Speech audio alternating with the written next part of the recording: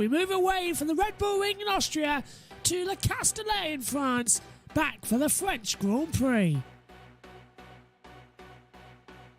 We're at the halfway stage of the 2022 season. 11 races down, 11 races to go. The French Grand Prix and the Hungarian Grand Prix will lead us to the summer break before going on a triple header with Belgium, Netherlands and an Italian Grand Prix. Then that's the end of the European season. The flyaways begin. Singapore and Japan back to back. 2-week break before United States and Mexico. 2 more weeks and then we go to Sao Paulo. The season rounds out in Abu Dhabi.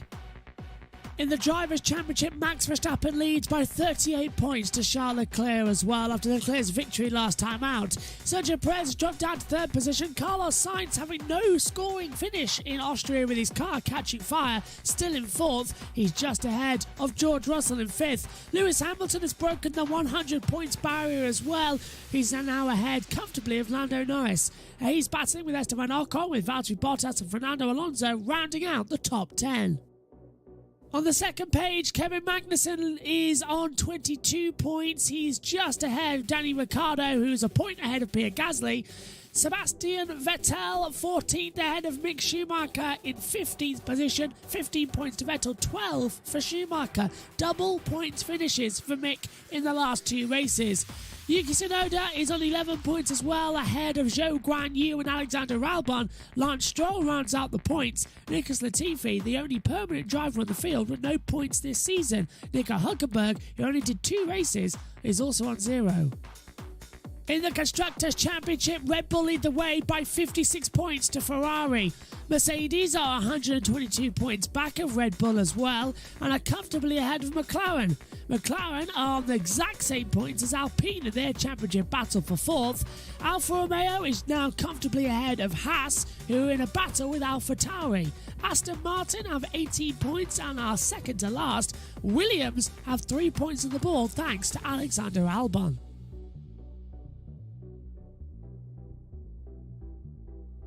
It's time for first practice at Le Castellet for the French Grand Prix.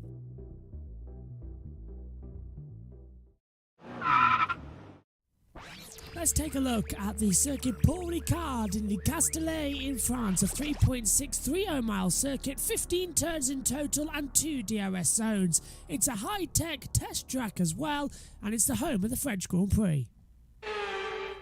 Riding on board then with the 2022 McLaren. Head down towards turn number 1 at the Vierge corner. Brake all the way down into 4th gear. Hug the inside line, get back on the power as it coasts around turn 2 and 3. Technically, the next chicane coming up is turn number 4, but it's a very tricky part of the braking zone. Hard down the brakes, down to about 3rd gear as well as it tightens up for a double right-hander, which leads you on to the Mistral Straight as well. Keep open up now with the DRS and head on back down towards the chicane area. Now, the Mistral Straight is the longest straight in Formula 1, separated by 2 chicanes. The chicane was supposed to be moved out, but it hasn't. Back down, 3rd gear. Use this as a good opportunity to overtake in the race, but already think, oh, we've lost so much power. Oh no, because by the time you hit the Sainz corner at turn number 11, you're already back up into full 8th gear flat out. Double right again, brake mid-corner, swing it back in, don't miss the apex, it's a late one you can catch down at turn 12 and 13. Back off now into 4th gear, tight left-hander as well. In 4th gear part of the track, back on accelerator, 7th gear, 8th gear already as you approach turn 14, drop down into 4th, flick the car to the tight left, last corner, slowest corner of the track, turn 15, 2nd gear, hard on the inside for the right, power all the way down towards the line, and that is a complete lap of Le Castellet at Paul Ricard.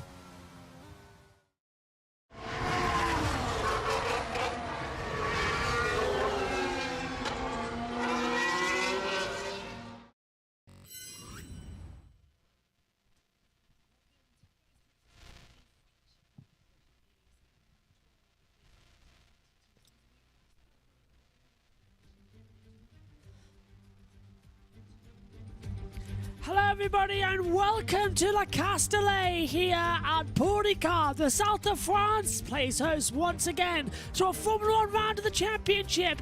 Yes, we know 2018 and 2019 was a pretty boring Grand Prix, but 2021 was an exciting one. And with new cars and new regulations, this fantastic circuit at 3.630 miles long as well is going to provide another entertaining day of action as well.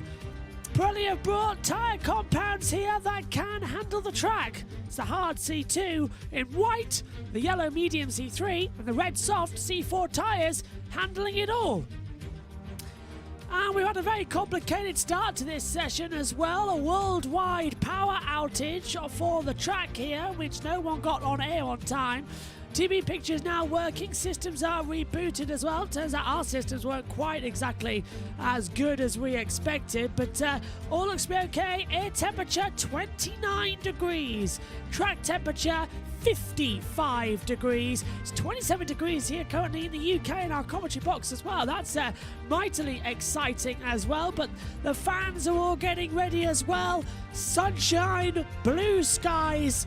Who could ask for more? Umbrellas are up, but that is to deflect the heat. It's a bit of wind there as well. Wind speed is up as what we've been expecting, so hopefully we're going to have a very entertaining weekend. The first practice session is coming up shortly. I'm just walking to the side of the commentary box. Joining me is Megan Birch. Megan, a worldwide power outage for the track. Let's go down to one man in Mohammed. Tedos. I might seek shade, but I'm not going to get any. And knowing that I'm not going to get any, I've gone full zinc sunblock on the old cheeks and the nose. And you really need it around here because the sun is brutal. I mean, we're all suffering the effects, ill and good, of the hot European summer. But you can absolutely feel it down here in the pit lane. It is baking. But you are cooled somewhat if you're walking up and down here, if you're the teams, by the Mistral wind that's coming in off the hills around here, of course, named after the straight, or the straight is named after Mistral wind. I think when they started the Mistral wind, they didn't name the straight over it. See what I mean? But is there a wind of change going on in Formula One, in competitiveness? Have the Red Bull team, who've been just magnificent, dominant, you might say, throughout the Red Bull team, there you go, been 6 wins in a row in the early summer. Have they just been, well, replaced, supplanted, temporarily deposed by Ferrari on the left-hand side? Have Ferrari now found something with that low downforce wing, with the Canada rear wing, trading a little bit of aero balance, but having the mechanical grip as well, enabling them to look after their tyres? Have they finally unlocked some way to beat Red Bull? Well, it seems so, but I guess this weekend will prove it one way or the other, with Ferrari having won 2 races in a row and Max Verstappen and Sergio Perez as keen as anybody to put that right and reassert themselves in this Formula One season. But here we go, we've got cars on track for the first time. Yes, not starting just yet, though, is the weather as we get our track guides all set up as well. You can join us on the YouTube chat as we'll get in touch with in a second as practice 1 is about to get underway. It's 60 minutes of sessions as well, and we have got some drivers in for Friday. There's Robert Kubica. He's in an Alfa Romeo, and in his 300th Grand Prix start, it hasn't actually worked out. Lewis Hamilton isn't actually here for the first session. It is the first practice session for Nick de Vries. He's watching it there. He is watching it though, yeah. He's out there straight away. See that the cameras are still good out there. It's green light, and away we go. At the end of the pit lane, and the first practice session for the French Grand Prix is underway here at Le Castellet. And how are they going to head out onto the circuit? That's the big question as well. And hopefully, Megs, we're going to have a very entertaining first practice session. And fingers crossed, it's actually going to be a good one. Let's hope it will be a good one. Though, honestly, at the French Grand Prix circuit, I could have just said track. I just realised it's kind of, you get what you're given for the day. I know what you're on about, and I know exactly what you mean as well. Right, there's the timing screens coming to picture as well. So while we just try and get access to the video capture device correctly for F1. You don't like this circuit, as you just said, Megan. It sometimes gives us good races, but 9 times out of 10, even we struggle to stay awake for this one. We do. I nearly fell asleep once. Was that 2019? Probably. Yeah, I remember 2019's race as well. That was a very hard one to stay awake at. It's like you're trying to watch the entirety of Titanic, which I still haven't done. You still haven't watched all of Titanic? Well, I watched the middle and the end. Well, that's the best bits. Exactly. I skipped out the first half of the movie. Why? Yeah, it bores me. I don't know why. I'm not surprised about that, to be fair. As we come through, as we're just trying to get the timing screens in operation because they just don't want to seem to work with us at the moment. So bear with as we come through. But are you actually looking forward to this weekend at all? In any way, shape or form? I'm not sure. You had to... You paused there, didn't you? You mega paused there. As they come through. Right, there we go. There's the timing screens in full operation out there at the moment of the circuit. We're just getting some other systems working and trying to work out why we're hearing double back on ourselves. There we go. What? I know, I was hearing doubles and you were hearing doubles as well. As we'll open everything up and hopefully hear some team radio coming through shortly here in the first practice session. Carlos Sainz out there as well. He's done the fastest first sector at a 25 at the current moment in time. But as we all know, Megs, as well, it takes a little bit of time to get this one working because it's like it needs a bit of a whack, bit of a whack to get this one working. This circuit needs a bit of a whack. Seriously, just like I swear, I just saw a kid in the crowd, and he looked a bit bored. There's 172 different variations of this track, and I'm always surprised that this is the one we get as well. It's like they move too slowly. Yeah, I'm surprised. I'm very It's like they crawl.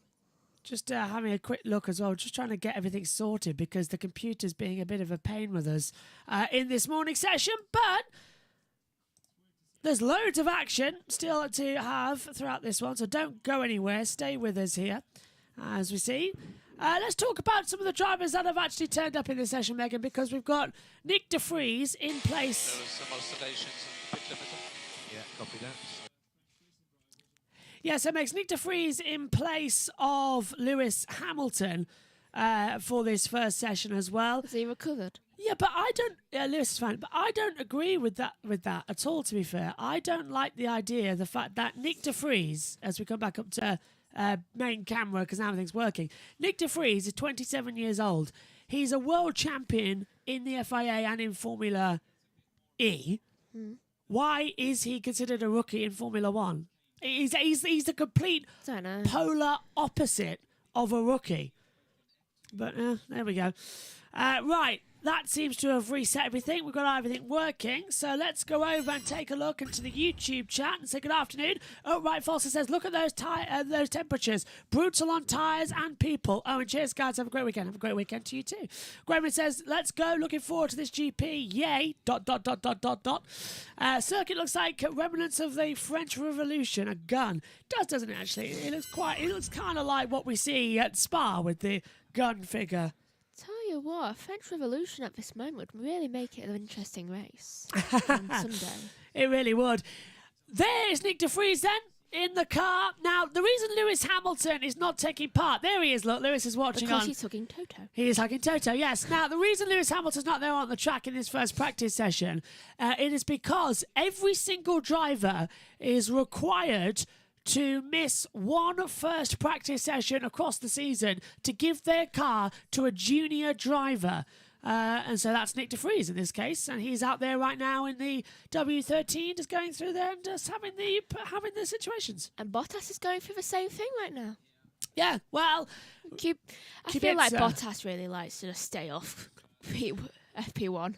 Yeah, Kubica doesn't count as a young driver, but this is a session that he's elected to miss. Yeah, so Alfa Romeo still have got to give their cars up. In fact, everybody has still got to give their cars up. They're choosing it later on into the season where it doesn't make an effect. We know that George Russell is giving up his car, I think, at the Singapore Grand Prix in the first practice session, where it's not really that relevant to what we see. So we'll keep an eye out there. Do you know what I would choose? What? I would choose the track where I'm worst at. And then just like, oh yeah, it's like, you go take FP1, I'll just watch. Maybe I can figure out how to do this.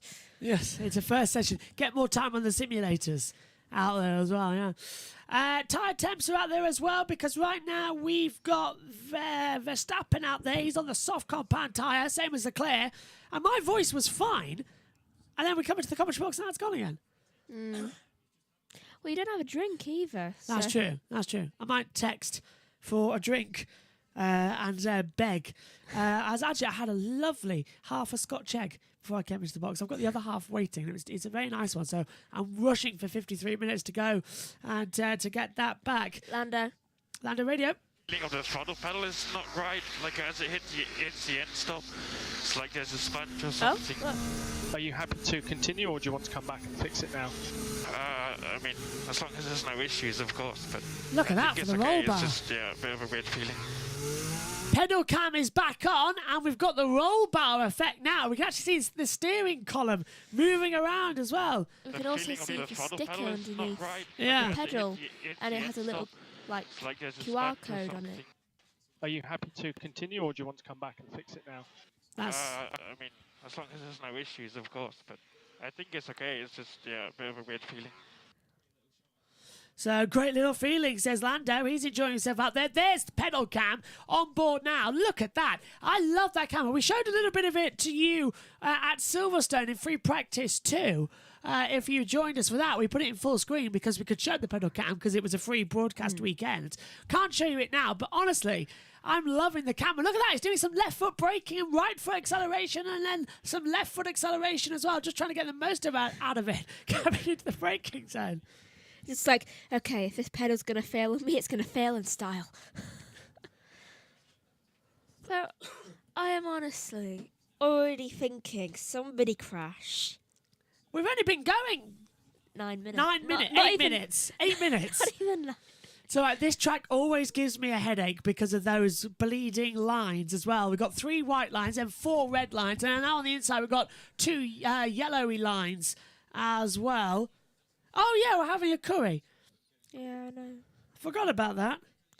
Only a light one. I don't want to mess my stomach up. Even though I can eat a curry easily. Yeah, curry. Definitely want a curry. A chicken korma because of your stomach. Because we usually have a tikka masala when it's just us, don't we? Or something hotter. Yes. You still hate me for that, don't you? Yeah, that one vindaloo you had as well. I didn't like that one that you made in home ec, wasn't it? No. You like that one. I'm talking about the last time we had curry. Oh, that one. Oh, yeah. It was the 3 spice one. I hated that one. I love that one. Yeah. I still didn't really need to drink that much milk. Down to Ted. That's Gassy Radio. 2 seconds, Ted. Yeah, I can't drive like this, engine problem. We see an issue, we see the problem. That's what you're talking about, Paul, wasn't it? Just sometimes you hit a bit of drivability problems. The driver's very quick to pick it up, and obviously you feel that through your pedal as well. And if it's not a linear process, if it's not smooth in its action, it really affects you. Back to you, Ted. So as we see De Vries here... off the track at turn 1. A lot of... of... it's such a weird feeling. Obviously, we have to have... Each car has to have a young driver at one practice session, and Lewis Hamilton has chosen this one where he says, I don't mind Nick De Vries, you take my car. But it's the weirdest feeling to see Lewis standing at the back of the garage, not in his car, in a practice session. We've never, ever seen this before. Obviously, Hamilton's missed races, notably when he's had COVID in Bahrain a couple of years ago, hasn't he, Rachel? But yes, I've never seen this, and it's really odd. And it must feel odd for him, Ted. To see Lewis standing there with just advise if you see anything strange with the steering and whatnot. It's floating around quite a lot on the straight line. Feels more than with him. So, I think he actually said in the press conference yesterday, I'll watch it from my room, but he's obviously not done that. He's come down to watch it from the garage. Yeah, in the honorary spot at the back of the garage. So yeah, it's almost as if, you know, you could sort of look forward to forward to a kind of weird alternative reality where he's kind of some team, he's retired and he's now some team advisor to a young driver in the car, sort of like a Hollywood movie. Maybe that Hollywood movie that he's doing with Brad Pitt. Yes, this is what he's practicing for. He's getting used to his pit wall face. Exactly. Or vision into the future. Yeah. Very odd, very odd. He'll be back in FP2. All right, thanks, Ted. For the first time in living memory, the timing screen is synced up with the TV picture, but the TV picture is synced up with our own timing screen. We are ultra live right now. This is the most live we have ever been to you. And that is because they reset the systems because of that power outage. So this is the most live we've ever been broadcasting to you right now. You might have just seen that the timer was ticking down. We had to reset the timer because we were on an 8-second delay. The gap between the filming of the track and us getting it here in the UK is 3 seconds. 3 seconds delay. I don't even think it's that. That is insane. So, fingers crossed we'll have that throughout the rest of the year. Okay, Australia now says maybe they need to learn, let real Andretti run a few practice sessions. Team Andretti run a few practice sessions. Yes, but they can't. The problem is the fact that you can't enter into a Formula One practice session with a car. You have to enter as a team, and you have to do that at the start of the year. So you can't let If there's major work to be done on the car balance, then we'll box this lap. Yeah, so sadly that's never going to happen, but I'd love to see an Andretti out there on the circuit, a proper Formula One car. We'll see. The first time we'll see an Andretti car probably would be pre-season testing 2025. Probably. Or 2026, whichever one it is. Little off topic, though, when it comes to me and spicy foods, I love them. And I think that's partly down to Noemi, my best friend. But you can't she's have them Italian because and your loves stomach. eating spicy things. Because your stomach there at the moment, you can't have them. I'm hoping that I hope... Well, last time when it was Noemi's birthday, she gave me 2 bits of food that were meant to be spicy, and I was fine with that, so hopefully I'm fine with the spicy food. Because I love spicy food. I've just been told by the BRDC that it is with great sadness that we share the news of the death of the BRDC Vice President and former President, Paddy Hopkirk as well, MBE. Paddy Hopkirk as well was a legend around the BRDC and a legend in British motorsport. And absolutely heartbreaking to hear of his death. Oh, no. Responsible for keeping Silverstone as the home of Formula One after that 2009 Donington debacle as well. That is Paddy Hopkirk's dead. Is that one of 3? Yeah. Yeah. Paddy Hopkirk dead. Oh, that's not fair. That's heartbreaking to hear. So if you don't know about who Paddy Hopkirk is, I honestly urge you to look him up as well. He's been such a major figure in the BRDC, the British Racing Drivers Club, for well over 50 years as well. Oh, honestly, I'd have a look. I'd look him up.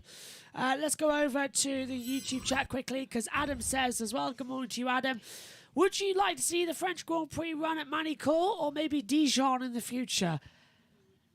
I liked Manicourt. I don't know if you remember Manicourt. No. But the problem with Manicourt... Under heavy braking, it feels like the car is like pulling or cramping a little bit. The problem with Manicourt was the fact is that it was very rare we actually got a good Grand Prix, unless there was some weather thrown in. Let's try it at Dijon, because it sounds like chicken. Chicken Dijon, yeah, Dijon. Dijon, where it held the Swiss Grand Prix. It's a French track, but it held the Swiss Grand Prix. In Dijon, I know. Nobody got that. Nobody got that. It's like going to the French Grand Prix at Silverstone. Nobody gets it. It's like, so let's hold the Swiss Grand Prix in a different country. Yeah, exactly. Throttle with mode charge. The turbo is a bit inconsistent. Don't know if it's normal or not. We'll come back to you on that.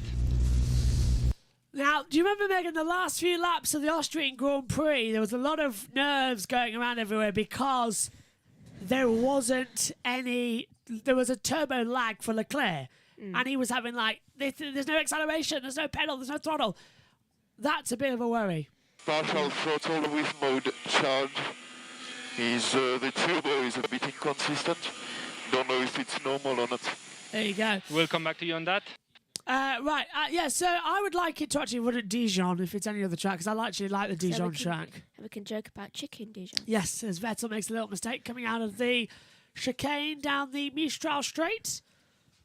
And this is Pierre Gasly on home soil. Gasly coming into the chicane at the Mistral, going straight on and taking an alternate out. No, has a bit of a twitch there. And him and Ocon constantly think, why is my track like this? Yes, bang on. As well. So, yeah, I would love to see it back at Dijon. I think if Zandvoort can make a return, and Dijon's just about the same layout, I would like to see Dijon back on the calendar. Gwenwyn asks, when was the last talks for the British Grand Prix to move somewhere?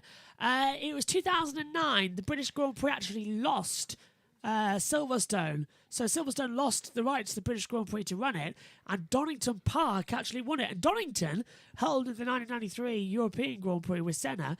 Donington began reservations and renovations as well to just make the track a bit safer, make it a bit cleaner, and repave it as well. They weren't going to extend the track, I don't think. They were just going to leave it as it was, but include the Melbourne hairpin loop. But Donington ran out of money.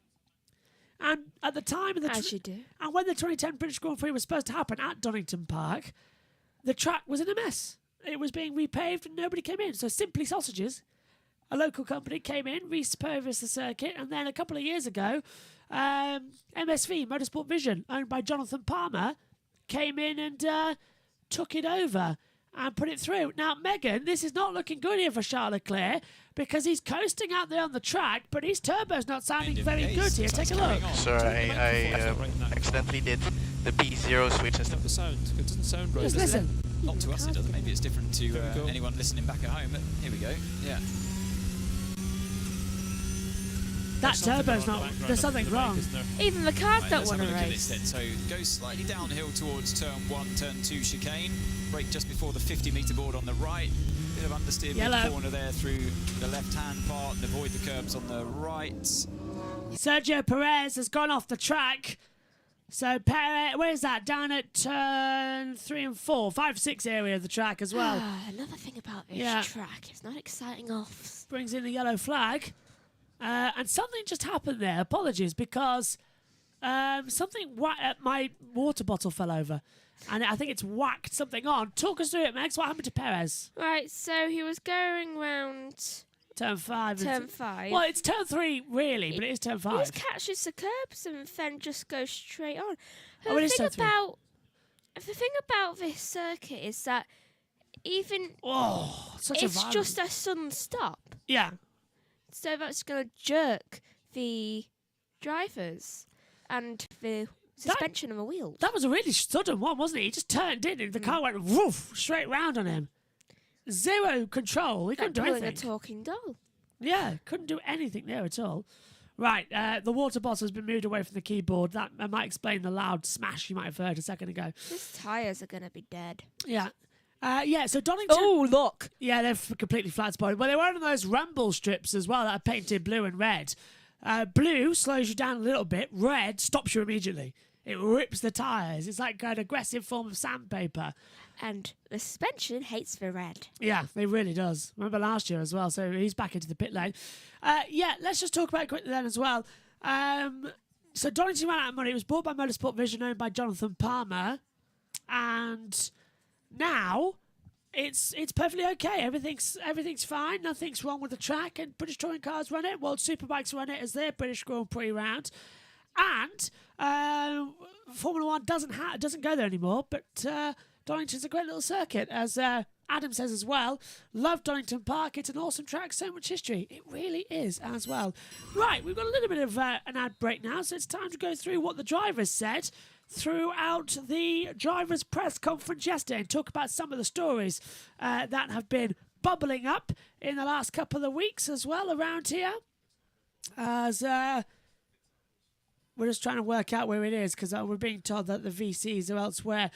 But Megan, the big question we were talking about as well earlier on was the fact that after that Grand Prix in Austria, Sainz is now really in trouble with his engine, because that's 2 he's lost this year, and Leclerc's lost 2 as well. And they're going to have to take penalties at some point this season. They're definitely going to have to take penalties. I think it's going to be more likely they'll take it October, September time. Absolutely. Oh. Yeah, copy that. Well, let's hear from Carlos Sainz now. He was talking with Ted Kravitz yesterday. If you didn't see me jump out as quick as I did, it's because I felt like I was safe in the moment. Then as soon as I started to get burned, I really jumped out quickly. But I didn't want to leave the car in rolling backwards, and I was waiting for someone to come and help me with the rolling and extinguisher. Yeah, the in case the cars went into the path of some other cars still on track, right? Yeah, on fire. Yeah. So that's why everything looked a bit slow. But as soon as I was getting burned, I got a move on. Yeah, and that explains why he didn't jump out, because he sort of like sat on top of the car but with the flames all around him, because he had to put left hand down in order to get it into the tyre wall, and the marshal there with the fire extinguisher. So cool the tyres as soon as you cross the line, and let me know. He didn't know what to do. Yeah. Copy. Box. Okay, I'm getting burned. So if someone crashes into this, it's going to be bad. All good. I'm just going to let myself get burned for a few seconds and drive it into the wall. Now, we talked about this. Bits of bottom in through. All good. That's Russell's radio, so it's going okay. Right, we talked about this in the Grand Prix preview show about Sebastian Vettel. We've sort of been talking about it all year as well, about the fact that the rumours were that he was going to leave mid-season, go to Haas and give Mick Schumacher his seat at Aston Martin, because Haas wanted a world champion to help develop their car for the future, and Aston Martin wanted Mick Schumacher as a German driver in the Aston Martin, the British-German connection they've got there. So they wanted that Schumacher name behind the wheel of an Aston. Now, that was brought up at Imola, and since then we haven't really heard much about it. And now, coming into the summer break, Sebastian Vettel said that there was nothing coming as well about he wants to continue in Formula One going forward. This is what he had to say yesterday in the press conference. Sebastian, final one from me. Silly season in full swing. Can you give us any insight into what you're thinking about your future? Well, I'm racing this weekend and the next one. I've said that at some point we'll start to talk, and I'm talking to the team. I think there's a clear intention to keep going, and we'll see soon where we stand. Sebastian, final one. Do you reckon, Megan, that he will retire from Formula One, or do you reckon that he'll stay in for another season? At least another season. We're not ready for Seb to go yet, are we? I'm not ready. No. I mean, I can remember Seb's debut in Formula One back in 2007, and I don't want him to go just yet. Not just yet. Well, not even that. 2006, to be fair. But when was his first debut? I want to make that clear. First Grand Prix, USA 2007. Yeah, replacing this man, Robert Kubica, after his terrifying accident in Canada as well. But I remember Seb's first one in Canada, in America 07. He had a practice session there in Turkey 06. Sped in the pit lane. Yeah, immediately got a penalty. So him and Lewis started the same year? Just about, yeah. And then into the second half of the year after America, he was hired by Toro Rosso and became their driver. So if you think about it, people always say, oh, Seb brought into Formula One with Toro Rosso, won that first race. No, he was brought in by BMW Sauber. So he's a Sauber driver, which is now, comically enough, where Kubica's ended up again now here, look, because Alfa Romeo are Sauber, and Sauber were BMW Sauber, and that's exactly where Kubica won his own Grand Prix in Canada, 2008. Yeah, which was Canada. Look at that, 30.9 air temperature at the moment. Humidity is at 49% as well. Pressure, 969 was that megabytes or millibytes? I can't remember. But look at that, track temperature. It's not going to be megabytes. Track, technology. Yeah. Track, oh yeah, of course. Megajoule? Yeah. Track temperature is 57 degrees. Air temperature is at 30 degrees as well. Now, is that map working yet? Not just yet. Yeah, track temperature 56 degrees. Air temperature 29. Now it's 58. Wind speed 1.3 meters per second at the moment as well, but the driver tracker not working just yet on the normal world feed. We're getting this one from the F1 app. Gremlin said, sadly, I got into F1 when Sebastian was into his peak, or you could say his twilight around 2016, 2017. Yeah, that's when Sebastian sort of left off, and Ferrari was about as useful as a chocolate teapot around. In fact, comically, you could probably say the same thing now about Ferrari, about how they're good on some occasions, but not on others. So as it can well. be said for McLaren. Yeah, it can be, to be fair. I want a crash. Not Crash? a big one. You want a crash? Crash. I thought you said crash. Not a big one. Just at least someone going to the wall. Will Buxton has tweeted me saying as well, minimum 10 places for Sainz, as he's got a new control electronics unit as well, so he'll probably put a power unit in and go from the back of the grid. That is looking more and more likely as well as they come back through.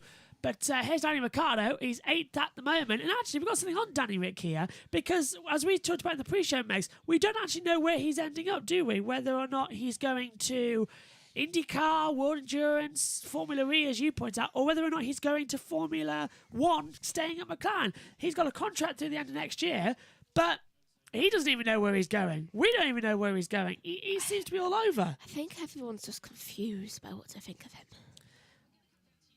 Yeah, everyone is confused. Nobody knows exactly where he's going to go. And this is what you had to say yesterday to Ted Kravitz about how his passion for Formula One is still so alive. But Ted's down there first. Ted. What can you tell us? I have news from Ferrari that your body language reading is spot on, Rachel. So he is taking a new engine, but he's not taking a grid penalty for all the bits. He is taking a grid penalty, so I buried the lead there somewhat.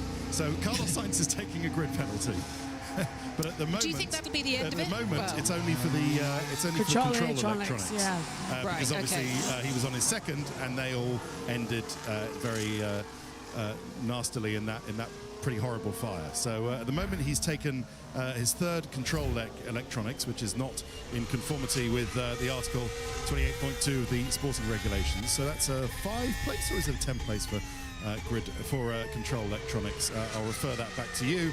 But he's also taken a new other parts of the he's new a new battery, but has not needed a new MGUH or a new turbocharger, or indeed at the moment a new internal combustion engine. So listen, it's probably going to end up being back of the grid for Sainz, because I would anticipate they will take PU4 for all of those bits for the Ferrari driver, just like Charles Leclerc's on it, to get some more in the pool. But at the moment, it's just the control electronics. Hamilton, by the way, is now on turbocharger 3, or rather Hamilton's car, the Reese at the moment, and MGUH 3 as well. They've taken a new one of them. We have some other engine stores, of energy stores, batteries.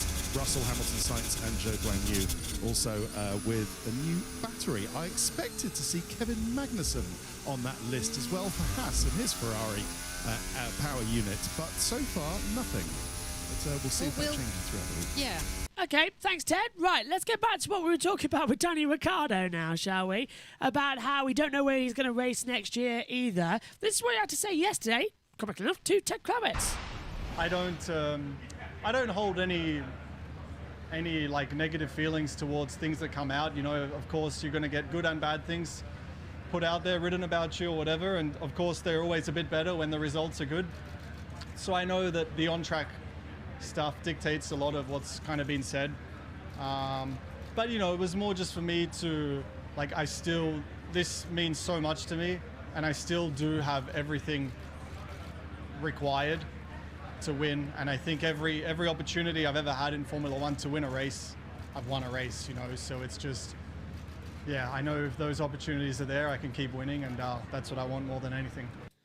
Well, he says that, Megan, but the fact is he won a race in Monza last year. Was it last time he crashed? Yeah.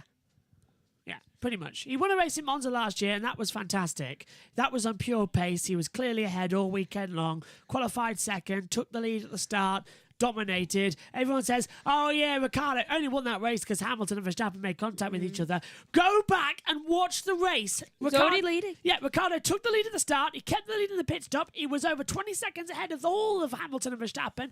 Ricciardo was unstoppable that weekend. But ever since then, it's like he's just switched off. It's like someone's kicked his puppy. Yeah.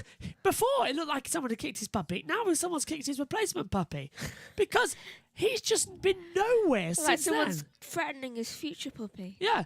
He's been nowhere throughout it, and it's really annoying me. Really is, because Danny is such a great driver. He deserves a Formula One seat, but at the moment in McLaren, he's just nowhere. He's been absolutely nowhere. He needs to change teams. I would swap him with Gasly. Your two drivers I think we've got performing some well. radio. What are your thoughts and hopes this weekend? I don't know who the from, only though. team not to bring updates, but I hear you've got some coming soon.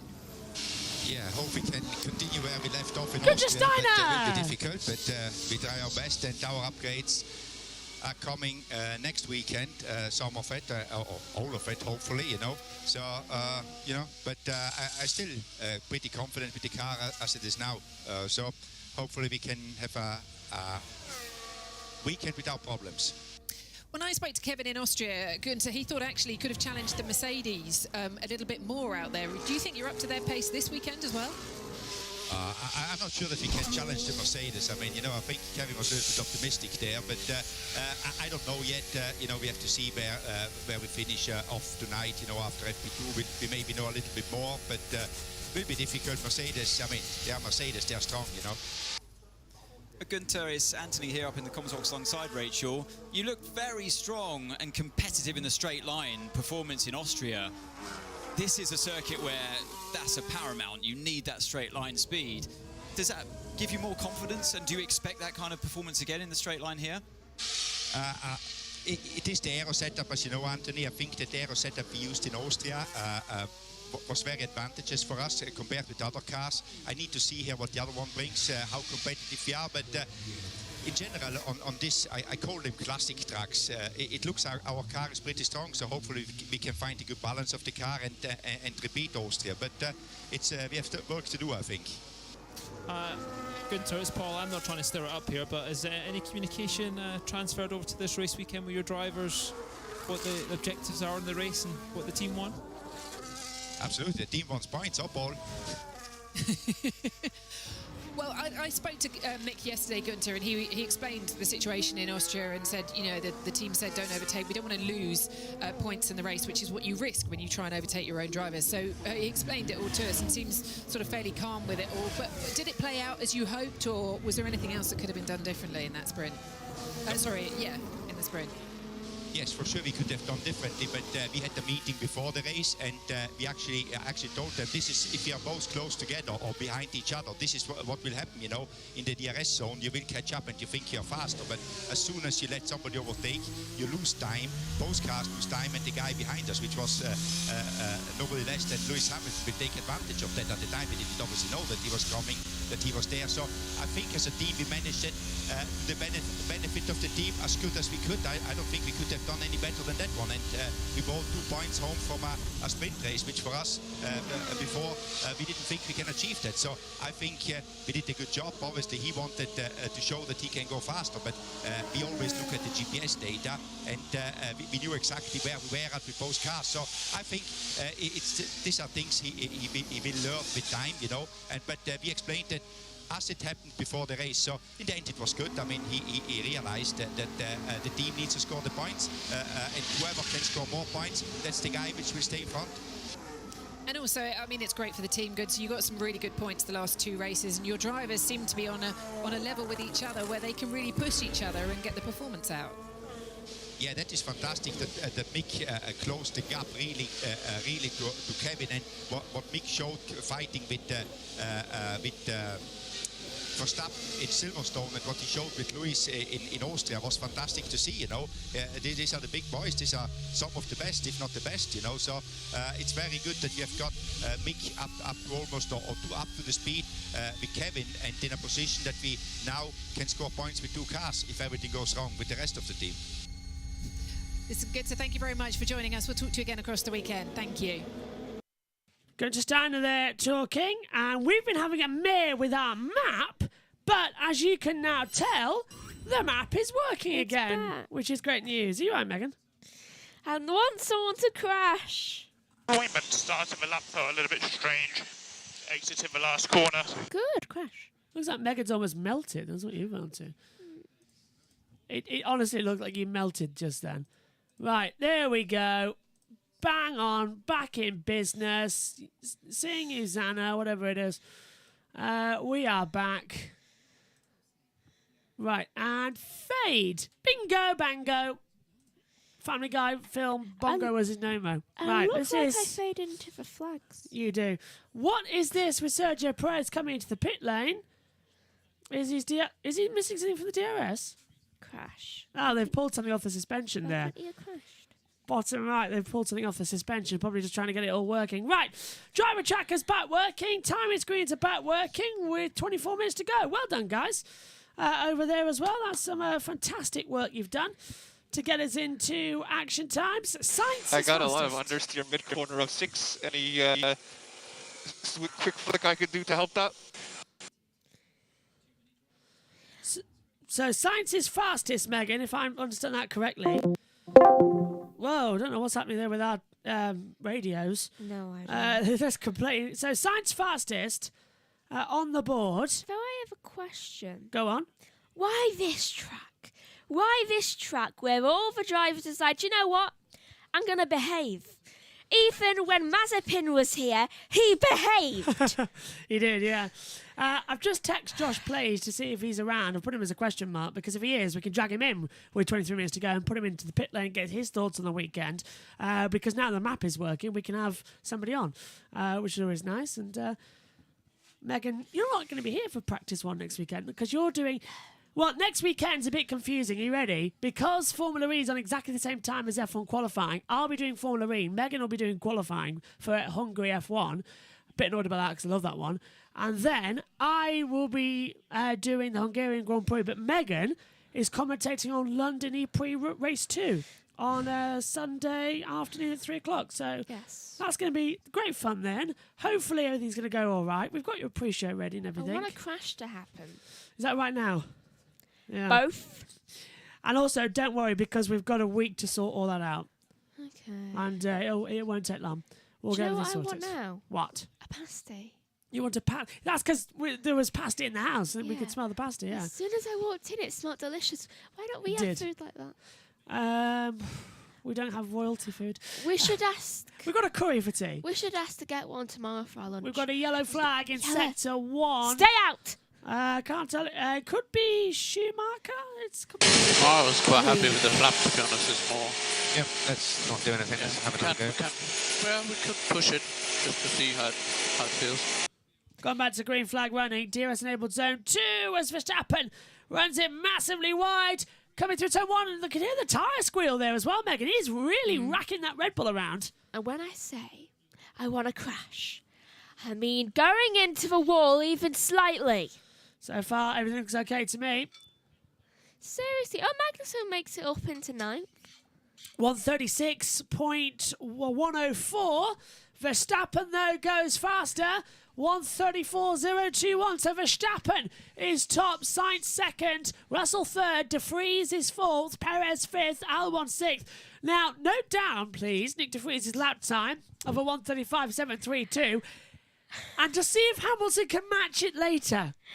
That's the question. Same car, and this is the brilliant thing. It's exactly the same car, same setup. Is it doing better than Hamilton usually does? Is it driver or is it car? We're about to find out. As Verstappen had that rumble strip coming out of turn 11 as well, coming out of the Sainz corner. And just a little bit on the grass. Lap time cancelled on Verstappen radio. About it. I just understeered there wide to the curb. And you can see as he picked the power up. Yeah, lap time cancelled as well. So he did run massively wide. And Vettel, Megan, was who caused the yellow flag. Jos. Jos the boss. Father Max Verstappen, Formula 1 driver. Never won a race. And that is Charles Leclerc jumping out of the way. I think he's got some slow cars in front of him according to the driver tracker. No, yes. Norris. Alonso 8th. 135.875. That leads me on nicely to something we actually heard about Fernando Alonso in the press conference. Very. I just understeered there wide onto the curb. So now the 12th. Say again, Max? So now the 12th. Hey, look at this. We've got a handy little tracker of when the DRS is on for some people now. That's new, isn't it? I like that. On our timing screens up here in the comms box. There's some new info. Right, that leads me on to Fernando Alonso, because Alpine has been getting really close recently to the podium's positions. We saw he had that second place in Canada for a starting position. This is what Fernando Alonso is saying, as long as Charles Leclerc might be having a couple more issues out there. Charles also has a collage for a helmet. Yes, let's hear from Fernando, and then we'll go back to Charles. Obviously, we need some help from the top three teams in front of us, but we always see one or two retirements from them. We saw in Austria, Checo had a problem a few races ago. Carlos had a problem and Checo as well.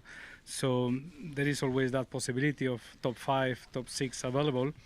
And or as we saw in Silverstone in the last couple of laps, anything that happened in front of you, the podium is just there. So yeah, I'm feeling positive. The second part of the season is quite optimistic from our point of view in terms of performance, and yeah, if we deliver some clean weekends, we will score big points. That's the aim. So I think Fernando could actually score some points coming up shortly. Do you? I know Megan. Hopefully, Fernando's super fan over here, but hopefully he can score some points. Yeah. Also, I've just noticed something really bothering about some what of this have you track. noticed? Some of the lines aren't straight. I get some of them around a corner, though they're wiggling about. I know what you mean. Some of the lines just aren't quite there, are they? It's not that hard to get a car, a machine, and just drag it along. I don't know, but I think Ryan Reynolds is out there with Zamboni just hunting down Bernie Eccleston. Bernie owns this circuit, of course. Not many people mention that, but Bernie Eccleston owns Bordeaux. Does he regret this? No, it's the high-tech test track, HTTT. People thought he had a stroke when he came up with the initials. Then again, I know many people were saying actually Bernie Eccleston, the most things he'd like to do right nowadays is for Bernie Eccleston not to be around, and he did make an apology. But if you say you take a bullet for Vladimir Putin, I don't think there's anything coming back than that. It's like saying you support Hitler. Yeah, I was just thinking of that. I was just like... there's no coming back from that. Goebbels would probably say the same thing about Hitler, so I won't say that about Putin. Bernie looks a bit like you, girl. Thinking about it. He's got the glasses, hasn't he? Anyway, Zhou goes 11th, 1:36.076. Gasly jumps up to 4th, 1:34.979 as well out there. So that's a major achievement from them. I think we're going to see a replay now of something. Especially box now. We'll get on with the next run. Oh, no. This is the car development from race 1 to race 11. Ferrari have done nothing. Yeah, Ferrari really haven't done anything as well. How quick can I get this on the screen for everybody? Oh, Alpha's lost some. Same with Alpine. Yeah. No, can't do it. There's Williams and... I'm desperately trying to see how quick I can grab this onto the board for everyone to see. That quick. There we go. There's the car development then from race 1. Red Bull have gained 9/10. Ferrari around about the same. Mercedes have gained... a 10th and a half. Alpine have lost a 10th. AlphaTauri have gained a 10th. Haas have gained a little bit. What was it? Not 0.2 of a second. 0.002 gain from McLaren. Alpine have lost 0.3 of a second. Aston Martin have gained 0.7, and Williams have gained nearly 0.2 of a second as well. So I'm not sure about that last graphic. Yeah, it's not bad though at all, is it? Actually, on there Seems for that like- graphic, yeah. Seems like the biggest winners are Aston Martin. Yeah, seems to be at the moment as they go off air, so I'll just take that away. I forget that now we can actually very easily add in a picture in picture now because we can do that. So that's handy for replays. That's something we're testing because we can show replays, but that's what we're testing to see how quick we can get it in and out for the TV pictures over. But we have actually lost Sky Pictures at the moment, which means we go to full battle screen with 15 minutes to go. Well, 15:40. No one's crashed. No one has crashed now. Everything's looking good. Should we hear from a local boy out there, Pierre Gasly? Who, yes, he was absolutely fantastic and very much happy to be back on home soil. This is what he had to say yesterday to Tom Clarkson in the press conference. Well, bonjour everyone. Yeah, I'm extremely happy to be here. It's obviously very lucky to have a home race because it hasn't been always in the calendar over the past 10 years. You know, when I got to Formula One, I had the chance to have Castellet in 2018 and to experience the feeling of having my home crowd on a racetrack. And this year is potentially unfortunately the last time we have a Grand Prix. It might not be on the calendar next year, so it will be important to enjoy every second of it. And it's another sold out weekend. A lot more fans, a lot more support for me, and I really hope I can put a strong performance to give it back to all the fans. Yeah. Megan's always optimistic. We're going to have a great weekend here, and it's been an interesting first session with Verstappen leading Leclerc by 83 thousandths of a second. But it may be packed crowds, Megan, but so far it's going to be packed crowds of sleeping people if they don't crash. Yeah, it's business as usual. Why are you after an accident? Just someone to make a mistake. Yes, it's going to be hot. Someone make a damn mistake. Sunday's going to be fun, isn't it, with you in the box? 2.5 hours, probably, of them just behaving. This is your last race anyway before the summer break, because you know... Exactly! Yeah. Give me some action here! I mean, I know you're going to be in Hungary doing the qualifying session, but you're doing Formula E that weekend as well, so that's why it changed over. Leclerc goes fastest, 1:33.930 for Charles Leclerc, goes to the top of the board, so that shocked everybody there at the moment. Track temperature still at 59 degrees. Track temperature is 59 degrees. And yet none of them can have their tyres melted. They're all out there on the soft tyres, so the C4 tyres are out there. And surprise, actually, C4, no one's exploding. Just saying. Please, just do so. So, at the current time, I think we've played nearly everybody. Should we hear from the championship leader? Actually, let's hear from Lewis Hamilton, actually. Starts his 300th Grand Prix. I was going to say, actually, I'm going to save that for practice too. I'm not going to play Lewis. I'm going to save that for practice too when he's actually in the car. Let's hear, though, I tell you what, from championship leader Max Verstappen, who's somewhere around here, to talk to him about as well. Where is he? I'm trying to find him, and he's disappeared 2 hours ago. Oh, actually, we can't. We've got no Max. Oh, dear. We can go to Mick. Yeah, let's go to Mick Schumacher, who's down here. Where was he? Up a bit. Up there. Okay, let's go to Mick Schumacher then. An interview he did with Rachel Brooks. Let's listen to what she said. This is going to be played on Sky F1 throughout the weekend, and this is when Rachel sat down with Mick yesterday afternoon. What fascinated me in Austria is that I've always found you to be so polite, so measured in your responses. You're a pleasure to interview. He's a Schumacher. But when you walked into the pen in Austria after the sprint, I saw something different. You were angry, weren't you? Where did that come from that day? I think it was a bit more of a frustration because I really wanted those points. And there's passion, and you know, sometimes with passion there's like aggression that comes with it too. I'm human, and I've won some championships, and I think there's a reason for that. And you know, I've been taught that by my dad, who's I think one of the ones who understand that the best. What fascinating? Yeah, one of the angrier drivers. Tailwind to turn 12 and gusts up to 25 kph, says George Russell. And I think, Megan, we've seen something really great from Mick Schumacher in the past two races. Silverstone, elbows out in a points-paying position, had a great start after that red flag, and went toe-to-toe with the Red Bull. That Haas was toe-to-toe with the Red Bull. And it was winning. And Max had to force him off the track, admittedly, and everyone was like, no, that's not good. But it was close racing. It was. But one more with Mick Schumacher now. Mick is now delivering in Formula One exactly how we knew he could. He's had a difficult couple of seasons, but that in Silverstone and in Austria... He's turning into his dad. The sprint race in Austria, keeping Lewis behind, and the main race as well, because it repeated it. But Mick was just bang on all the time. Do you know what I feel like? Yeah. I feel like both younger Schumachers are turning into their fathers. Yeah, David's turning into Ralph and Mick's turning into Michael. But I love that. Mick now has, 12 points on the board in 2 races. And he was just outside of the points in the sprint. He's not going to stop. No. I feel like next year he'll be he'll be in the upper levels of the fight. I'll tell you this, I think Mick could get a podium this year. Hopefully. Because Haas have brought upgrades here to the French Grand Prix, finally.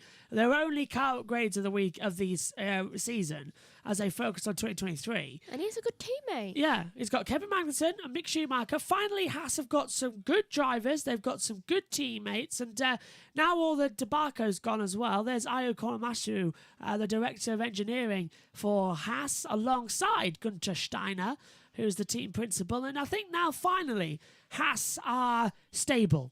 They were stable they weren't really stable in the Grosjean and Magnussen years because they kept running into each other. Rich Energy kept coming up as well. And Rich Energy at the moment as well in another legal battle with a motorbike team and the British Superbike teams. Back. Yeah.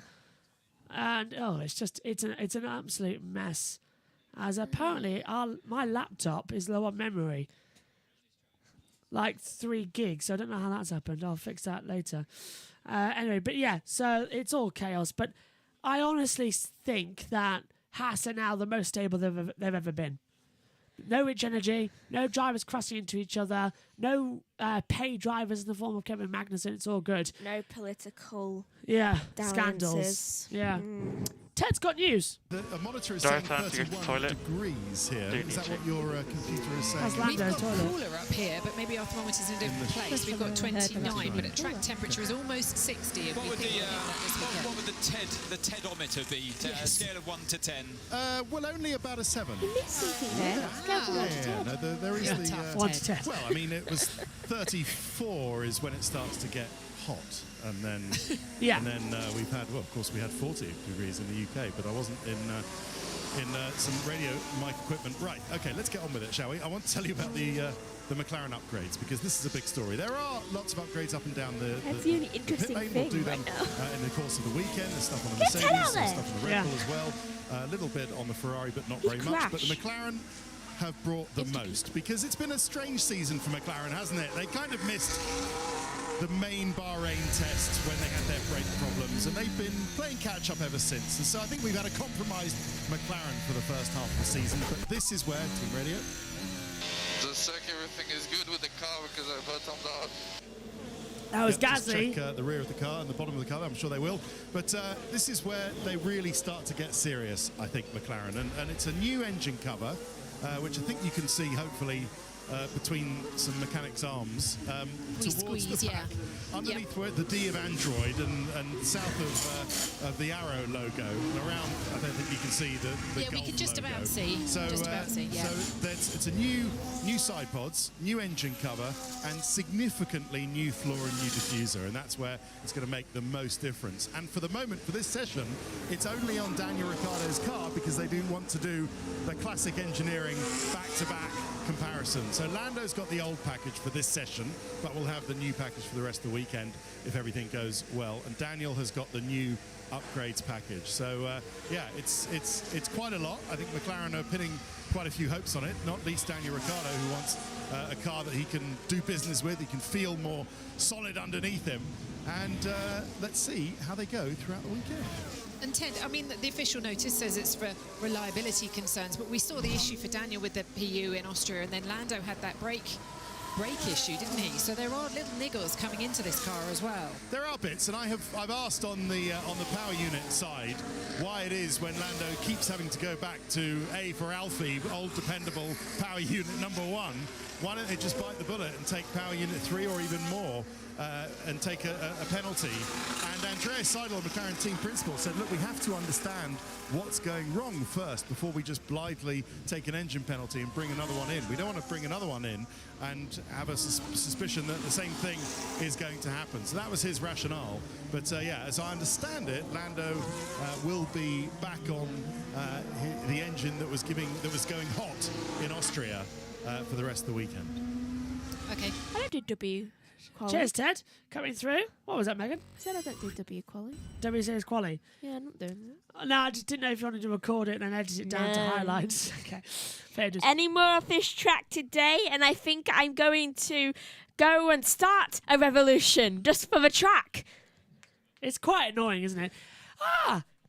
Space Jesus. It's Antonio Giovinazzi, or is it Italian Jesus? I can't remember what they call him. He's cut his hair and shaved his beard. Yeah, he has, hasn't he, Antonio Giovinazzi? Oh, dear. Is he accompanying De Vries or something? Well, he's the backup driver, isn't he? And he was at Formula E last weekend in New York City. Is he accompanying De Vries? No, I think he's at Alfa Romeo, isn't he? So he actually should have been in the car rather than Robert Kubica. Although Giovinazzi's actually done a racing season, or a couple of them in Formula One, so that's not going to be likely, is it? Simon! Let's have a look and talk us through this one. Oh, sorry, I thought we were going to have Simon in the paddock. Okay, on board with Verstappen, down to turn 1, down to 4th gear, about 100 mile an hour, rising back up, 5th gear, the exit, turn 2, already over on 170 miles an hour in 7th gear as you hit the brakes, down into turn 3, some right-hander, then a tight double left-hander as well, sweeping back into 4 and 5, 2 5s, 5 and 6, right-handers, that lead you onto the Mistral Straight. You're always over at least 100 miles an hour, but then when you enter the Mistral Straight, you're already doing 160 miles an hour right down the start now. 8th gear, flat out. This is why we can't go straight down the Mistral Straight, because it's so long. It's the longest straight in Formula 1.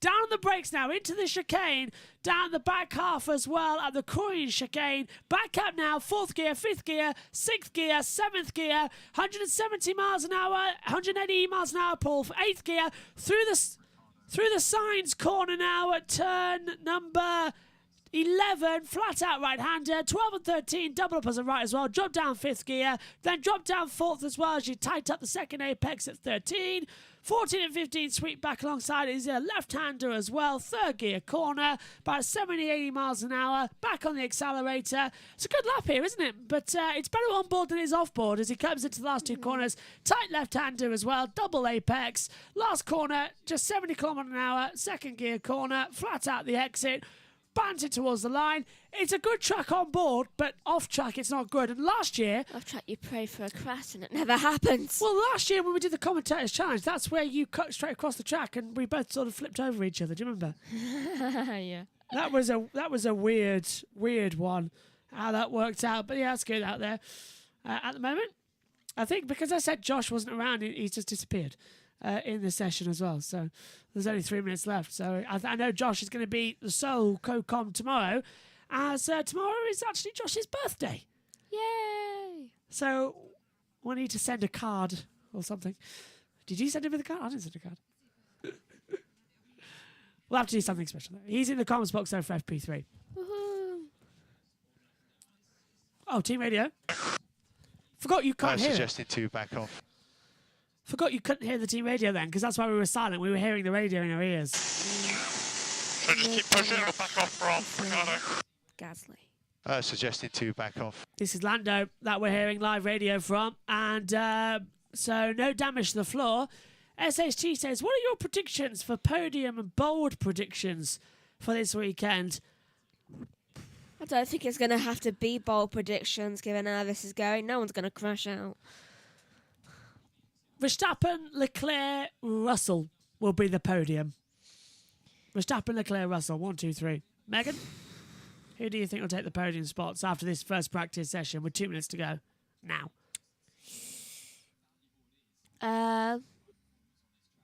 Leclerc, Verstappen, Gasly. Oh, brave podium. That's your bold prediction, is it?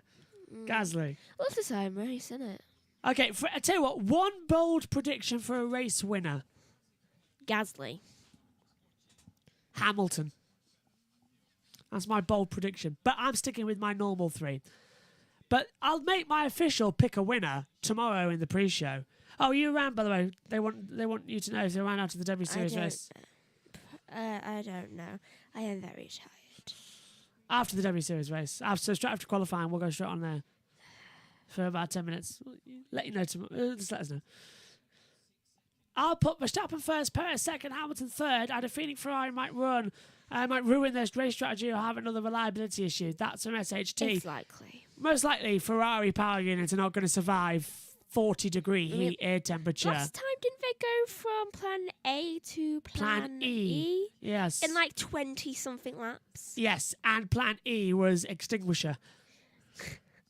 It had an F By the end of that race, they were into a few Greek numbers. Yeah. Not just the letters, the numbers. They'd already surpassed the letters. We don't talk about VII, or is it? What's 9? VI. That's 6. VI. We do not. What's number 9? Do you mean the Roman numerals? IX, right? Yeah. Yeah. So we don't talk about sequel trilogy VII or VIII or XIX. Only 3 eyes. Only 3 eyes for the 8. I don't care. It's a stupid system. Something's loose on the car there at Red Bull, on the AirPod, and on Max Verstappen's car. They've duct taped it. They've duct taped it, yeah. Adrian Newey is watching. There's a big hole that came out of it, and they've duct taped it. And that's where he had a bit of a bad problem on the side of the track, didn't he? At the top of signs. Everyone, the mechanics of F1, if you've got a problem, duct tape. Checker flag is out then, and nobody else is improving. So Leclerc takes the session on a 1:33.930, which is great news. And also great news, that means I get to use that timing tower for the pre-show on Sunday. Yeah, an hour build-up. We'll be having a half an hour review of practice and qualifying, and then we will be live for all of the grid. When the pit lane goes green, we'll be live. 40-minute build-up. We'll have interviews on the grid as well. And then we'll be commentating on the Grand Prix.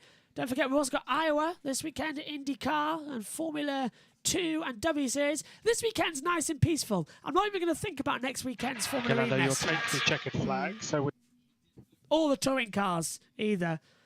Touring cars next weekend, everything's a mess. It's too much. Too much information. Although next weekend, though, I'd like to say, is actually, I think, the last big weekend where everything's on at the same time. Hallelujah! After, it's only like MotoGP's on the same weekend as an F1, or they're at different times. That can be handled. Nothing else can. Oh, by the way, Megan, I hate to tell you this, but we're getting... MotoGP's on? No, we're getting to the stage of the season where we're going to have MotoGP races at 5 a.m. and we're going to have F1 races at 8 p.m. That's coming up shortly. So, good luck. Checkered flag is out. As I said, the session is over, and Leclerc's done a 1:33.930, and he's gone fastest. Now they're going to do their practice starts on the grid. Are you... do you know what? Even when you go to university next year as well, you're not even going to escape, because we're going to... I'm going to be in a lecture, and you're just going to be like, come on, Megan. Yes. I'm just going to be like... to drag you out the mud. Come on. No! I want to learn about crime. You can learn about double diffusers. No, we're buying you a headset. We're buying you a bus mixer. My dumb mates are going to think I'm crazy. We're buying you a camera and everything. Yeah. You'll have and then you'll be back nearly every weekend anyway. But for the ones you aren't. But some weekends I'll be visiting Noemi. Which is why you'll have the bus mixer. I'll be in Scotland some. Yeah, but don't worry. Well, that's a very long journey. At least, look, there's only you know there's 4 races. No, there's 5 races you can't miss in a season. You already know that. I know. Name them. I'm not going to name them. I've already had too much today. Season opener, Monaco Grand Prix. Are you sure it's display 4? Yeah. Because I don't see the usual state. I can see that. Yeah. Season opener, Monaco Grand Prix, British Grand Prix, Singapore Grand Prix, season finale. And the reason I say that about Singapore is the fact that it's 2 hours, and it always goes to 2 hours. And it's the one where we need maximum commentators. So they're the 5 races you're not allowed to miss in the season. Any others, she just picks. Or just turns up in sometimes. Why did I pick France? I don't think you did it. W Series picked it for you automatically. Damn it! The same reason you're doing Japan. Anyway, they're doing their practice starts on the grid right now, as you can hear Megan screaming in the background. Yeah. They're doing their practice starts on the grid then to finish the session. Everything's going to be concluded ever so nicely. Charles Leclerc is still the fastest though. You can leave if you need to. Yay! Goodbye. I can't handle any more of France. Okay, bye-bye. We'll see you tomorrow. I need more exciting circuits. See you tomorrow. Bye-bye. Ian Birch will be joining me in the box for practice too. So Megan's now going to escape while she remembers that she has to do the Japanese Grand Prix that weekend as well. Keep it to radio. Take care. And Robert, I know not the easiest session, but we got some really good data there, so thank you for today. Yeah. Not an easy session there as well. F1 doubleheader this week and next week before the summer break. Yep, 2 races back to back. I'm not actually going to be joined in the commentary box by Megan Birch and Ian Birch for the F1 Grand Prix. Josh Plays will be with me, but there will be a third commentator and a brand new commentator joining the box for the YouTube channel, because Megan and Dad will be commentating on Formula E. So it all changes over once again. Right, let's take a look then at the results then from the first practice session here for the French Grand Prix. It's Charles Leclerc who is fastest, 1:33.903. Max Verstappen second, 0.09 of a second back. Then we get Carlos Sainz third, George Russell fourth, Pierre Gasly is fifth, Sergio Perez sixth, Lando Norris seventh, Alexander Albon goes into eighth, ninth for Nick de Vries, and 10th for Daniel Ricciardo. Drop further down, it's Zhou Guanyu in 11th, Lance Stroll is 12th, Esteban Ocon 13th, Sebastian Vettel 14th, Fernando Alonso 15th, Mick Schumacher 16th, Kevin Magnussen 17th, Yuki Tsunoda 18th, Robert Kubica 19th, and Nicholas Latifi down in 20th position again, 3.113 behind. You do have to question, why is Nicholas Latifi in Formula 1? Right, let's go back up to the main box and hope we haven't pressed all the buttons. Of course we have, yeah, we've pressed all the buttons and making everything go wrong. Okay, here's your times for the weekend. Practice 2, you can join us at 3:50 this afternoon, session underway at 4. Free practice 3 tomorrow morning, that is at 11:50. Green light goes on at 12. W Series we'll get onto later, but qualifying is underway at 2:45. Megan's hosting that, then coming into the commentary box. Main race on Sunday though, that's the biggie. We're on air from 1 p.m. with the green light at 2. Grand Prix review is at 4 p.m. straight after the end of the F1 race as well. And in terms of support races, W Series on air at 1:40. Green light is at 1:50. F2 sprint race, that is at 4:50 with green light at 5. Iowa from IndyCar race 1, that is at 9 o'clock on Saturday evening as well. That's a maybe that is Saturday. Sunday as well for feature race, that's at 8:25, and Iowa race 2 on Sunday at 8 o'clock, an hour earlier than normal. So it was an interesting session then at the moment, and it puts Leclerc fastest, from Verstappen second and Sainz in third. Join us later then for free practice 2 here from Paul Ricard for the French Grand Prix. Bye for now.